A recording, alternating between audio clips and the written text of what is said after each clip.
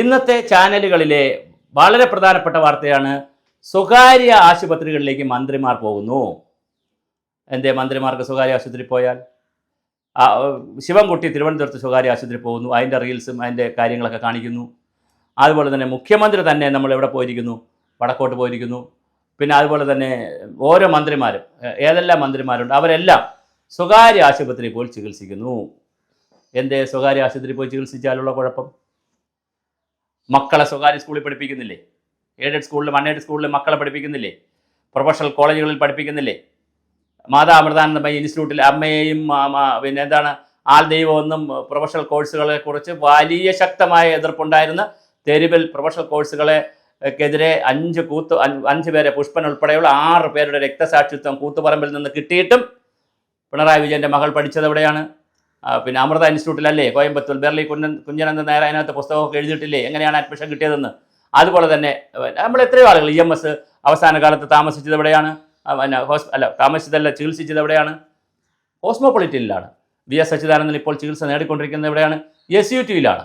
അപ്പോൾ അതുകൊണ്ട് അതുപോലെ ഇവിടെ എല്ലാവരും ഇന്ത്യൻ കോഫി ഹൗസിലോ അല്ലെങ്കിൽ സർക്കാരിൻ്റെ ഹോട്ടലില്ല, അതുകൊണ്ട് ഹോട്ടലിൽ കയറി ഭക്ഷണം കഴിക്കാൻ പറ്റുമോ? ആട്ടോയിലാരും കയറുന്നില്ലേ? കാറിലാരും കയറുന്നില്ലേ? ഇവിടെ ഇതൊരു മിശ്ര സമ്പദ് വ്യവസ്ഥയാണ്. ഇവിടെ സ്വകാര്യ മേഖലയും പൊതുമേഖലയും ഉണ്ട്.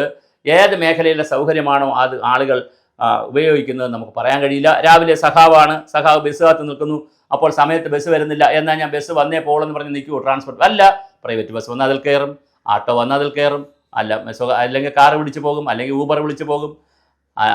അങ്ങനെയാണ് നമ്മുടെ ഒരു ശൈലി അതാണ്. അതുകൊണ്ട് സ്വകാര്യ മേഖലയെ കുത്തിത്തിരിക്കരുത്. നിങ്ങൾ മാപ്രകളോട് എനിക്ക് പറയാനുള്ളത്, ദയവായി നിങ്ങൾ രാവിലെ എടുത്തു വെച്ചിട്ട് നമ്മുടെ മന്ത്രിമാരെ ഒന്നും വല്ലാതെ കുത്തിത്തിരിക്കരുത്. പിന്നെ ഒരു പ്രശ്നമുള്ളത്, പൊതുമേഖല ഭയങ്കര ഭംഗിയുള്ളതാണെന്നും അവിടെ പോകാൻ കൊതിയാവുന്നു എന്ന് സമ്പന്നർ പറഞ്ഞുവെന്നും അവിടെ പോകാത്തത് പിന്നെ എന്താണ് ഇതായതുകൊണ്ട്, പാവപ്പെട്ട ആളുകളിൽ പോകുന്നിടത്ത് ഞാൻ സമ്പന്നനായി ഞാൻ പോയാൽ ഞാൻ പിശുക്കനാണെന്ന് ആളുകൾ വിചാരിക്കുന്നത് കൊണ്ടാണ് ഞാൻ അങ്ങോട്ട് പോകാത്തതെന്നൊരു സമ്പന്നൻ പിണറായിയോട് പറഞ്ഞു എന്നൊക്കെ തള്ളുമ്പം ഈ വശക്കേടാവും, മാപ്രകൾ കൊണ്ടിളവും.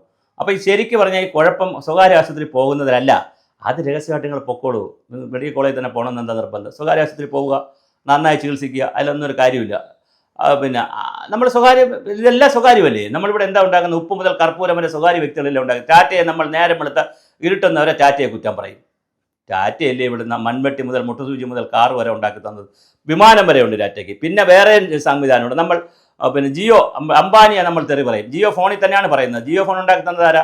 അംബാനി. നമ്മൾ പള്ളു പറയുന്നത് ഏത് ഫോണിലാണ്? ജിയോ ഫോണിൽ. കാരണം അത് ലാഭമുള്ളതെന്ന് വിചാരിച്ചിട്ട്, റേഞ്ച് കിട്ടുമെന്ന് വിചാരിച്ചിട്ട് ജിയോ ഫോണിൽ. ആരെയാ പള്ളു പറയുന്നത്? അതുണ്ടാക്കിയ മുതലാളിയെ.